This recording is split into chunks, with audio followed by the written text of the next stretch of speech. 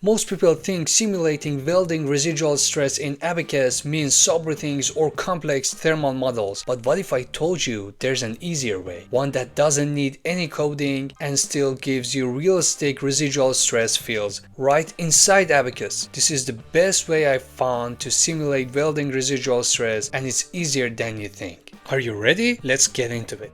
In this video, I want to use the welding distribution, which was the previous video. If you haven't watched that, go ahead and watch it. I put the link up here. And if you don't want to do the simulations yourself and download the file directly, I put the link for you in the description. So let me run the animation pretty quickly for you. Here is the flux going through the end, and after the simulation is done, it reaches the room temperature. So I'm gonna stop it here, go manually, and here, as you see, the highest temperature and lowest temperature is 31 degrees centigrade. So I'm going to use this file.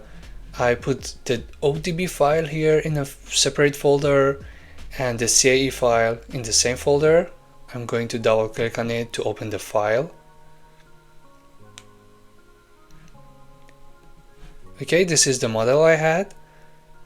I want to copy this model and rename it to residual stress, and okay, there should be an underline here. It means we are in the residual stress. If we're in the previous model, the underline is under the model. Okay, let's go to the property. Okay, let me open the properties for you. As you see here, we only have temperature properties such as conductivity and specific heat, but we need other properties such as plasticity, plastic, temperature data, and temperature dependent data, and elastic, elasticity, again temperature dependent data, and from mechanical we need expansion, and we use temperature dependent data. For these properties I have an Excel file. If you go to the feamaster.com, from shop material properties package, I have the materials properties here for free. You can add it to the cart and download it for free. Once the order is completed, you can download it from here. So I want to open this file. Right here I can enable editing. From elastic modulus we need to copy this one and paste it here, and we need a plastic. So here we assume that the material is perfectly plastic and we don't have plastic hardening and the plastic strain is 0. Now we need the expansion. It's here. Control C, Control V, and we're done with the material properties. Okay, the material properties is finished. We need to go to the step. Here I need to delete all these steps. Select the first one, hold shift, select the last one, delete, yes, and let's create a new step. This should be static general.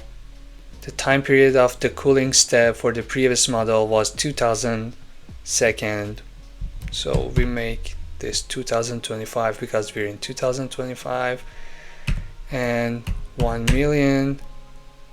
This can be 1e minus 3, 1e minus 10. Put this 500. Okay, now here it is. We should go to the field output and make a quick edit. We want to delete everything here, and we only need the stress components in order to keep the file size lower. Okay, this was the step. We don't need anything in the interaction. Then we need to go to the load. As you see here, we don't have any load here, and we need to create the boundary condition. So I want to create one symmetry boundary condition here because we created a symmetry model. We select them here, uncheck this one in order not to create too many sets. Done. And we have the symmetry in the Z direction. I put this Z symmetry here, and as you see, it is created. Now we want to rotate the model by holding Control and Alt. I can rotate it to here, and I need to create one symmetry, but this time I need to encast these two nodes. So this one and this one, by holding Shift you can select them both, and this should be encast. It means in the welding we clamped it from here, or we use spot welds or anything like that. And we double click on this one to make sure it's created, and here we have this one also created. Then we need to go to the predefined field manager in the step 1, and this should be temperature. So I select the whole model here and done. Instead of direct specification, we need to use from results or output database, and I used the ODB file. The beginning step was 1 and the end step was 10, so we need to use 1 and 10. And by doing this, we take the results from the ODB file, the temperature file, and we apply a stress condition on them. So at some point we couple them together.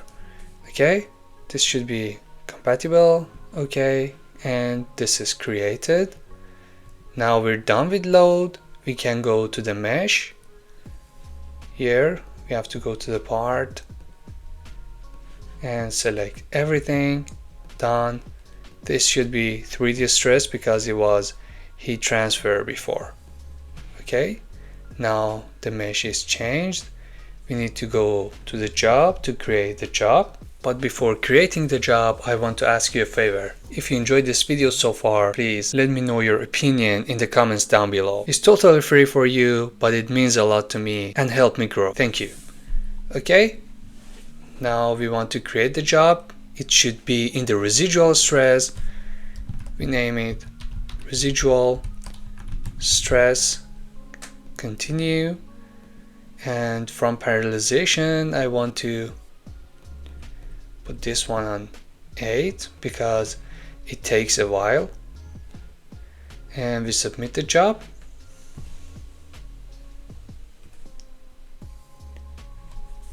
Let's monitor it.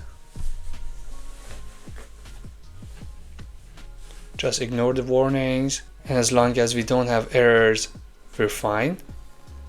Yeah, the job is running, it takes a while, and I'll come back after the job is completed. Okay, the job is completed. Let's go and take a look at the results. Let's see the animation first. Yeah, as you see here, there's a pulsed laser is going. Yeah. Right, I want to stop it here. Yeah, actually this is the beginning and the end of this pulse. I think it's better to work with the DFLUX model to have an accurate model. I already simulated the welding process with the DFLUX. I put the link on top here. You can check it, or you can apply the residual stress on the DFLUX model yourself. Okay, let's go and create the path. From tools, path, you can create a path. From here we can say add after. We can have a transverse path. We select nodes like this. It's better to zoom in and select them. It's kind of more accurate. You can select it something like this, and you can go all the way down. So I put down here, and if you click OK, the path would be created for you. To save time, I created the path before, so this is the transverse path, and you can have the longitudinal one here if you want. Okay, to plot that, we go to the XY data and we select path, continue.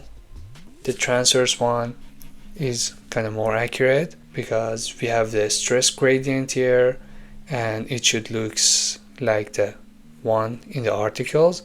So from field output, first we can plot the 1 Mises one, and if we plot it, you see here we have the stress goes down, there's an uprise here, and it goes smoothly, and this is the half of the model.